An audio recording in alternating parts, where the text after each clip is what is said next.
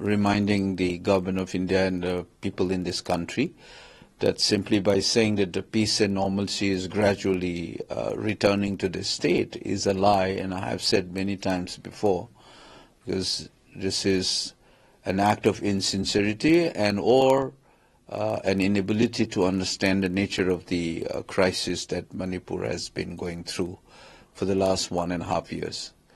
So you keep on saying that normalcy has returned or is gradually returning. It's not. It's a huge violence. Many lives have been lost. Houses being burned down, and women and children became victims. And the worst thing is the degree of escalation is that terrorist-like activities of keeping people hostage, including a young child, 2.5 years old or 8 months old baby, and women and children been taken hostage reportedly by the Kuki armed militants. This is a serious event. I know we have seen people being killed in this violence, but this trend of holding people hostage, including women and child, as I told you, 60 years old and to 8 months old baby, this is a serious sign of the fact that the violence, far from getting back to normalcy, it has aggravated more, because hostage taking is a terrorist act, and this has happened now. This is not the first time, though.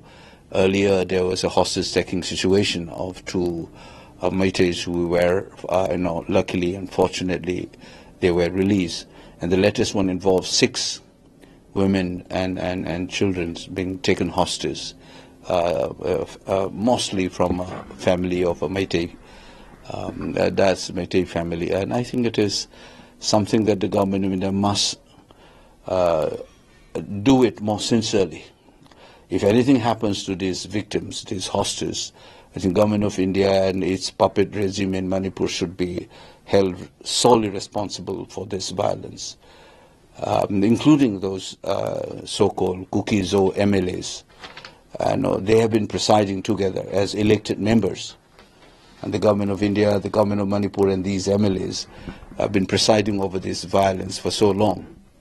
I think this is something that not only in this country but internationally it must be exposed now.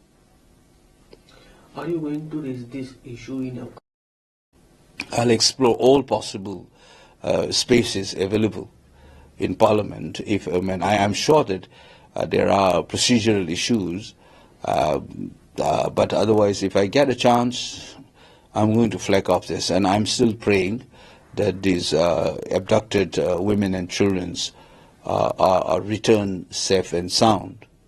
And this is something that, and the government of India and its satraps in Manipur must ensure, including those Kuki-Zo MLAs, must ensure the return of safety and the return of these, abducted women and children. Did you have any kind of this issue? I have written what you can do it. What more you can do it? We can appeal to them. We have been doing this. Written letters to it in earlier cases as well. And I'm appealing through the media now that they should act. They should act decisively now. And instead of saying normalcy is returned, they must work sincerely to ensure that the peace returns and these divisive sectarian forces are defeated. The wreath of the state must be staffless. The state must assert itself, its legitimate authority to rein in the violence.